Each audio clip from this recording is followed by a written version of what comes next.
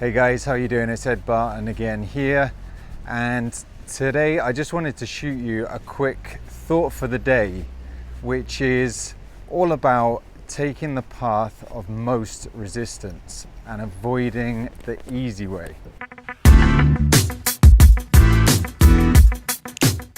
So the weather here sucks today, it's raining, but I decided to walk down to my local supermarket instead of taking the car. And that just reminded me of a principle which I used in dealing with social anxiety. I actually used it in order to get in shape, which was related to overcoming social anxiety, but it also relates directly to overcoming social anxiety, and that is taking the path of most resistance. And in today's society, it's all based around comfort and convenience. I'm shooting this on my iPhone, which is a device which enables a lot of convenience, and we're just all about one-click shopping and taking the easy, convenient, comfortable route through life. It's the path of least resistance, and what I want to say today is that kind of approach is really not helpful in trying to overcome social anxiety. So in terms of getting fit, for example, the path of most resistance is all about, in your everyday life, small decisions that you take, small decisions that you make.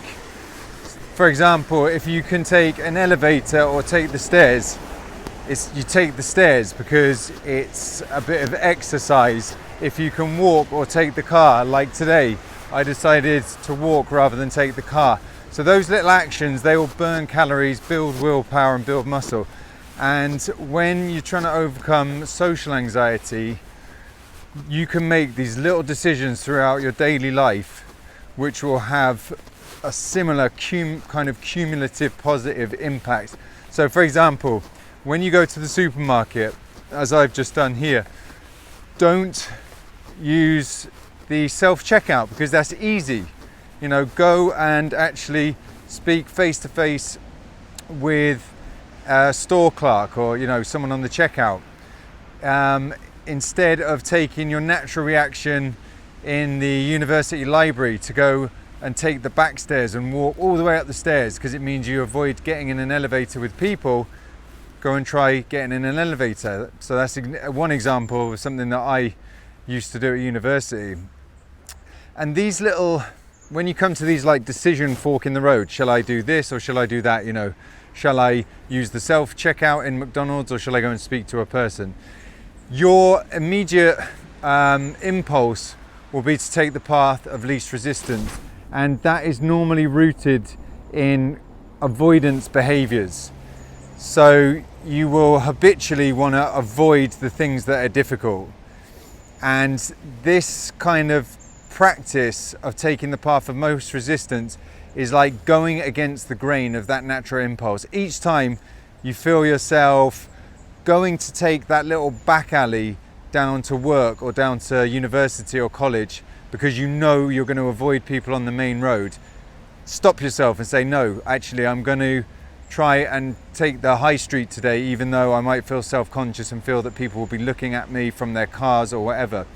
And what I want to say with this is I'm not saying just go and throw yourself in the deep end and really cause yourself a lot of problems and potentially traumatize yourself with challenges that are too big.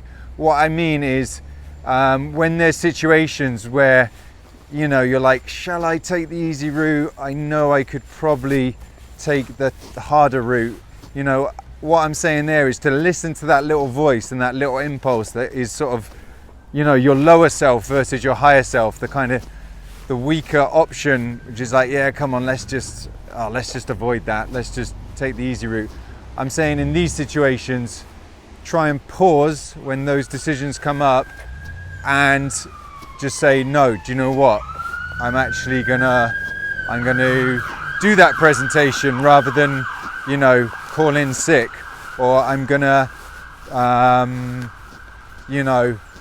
get on that bus even though there's people on the bus rather than walk 2 miles home just so that I could avoid being on public transport.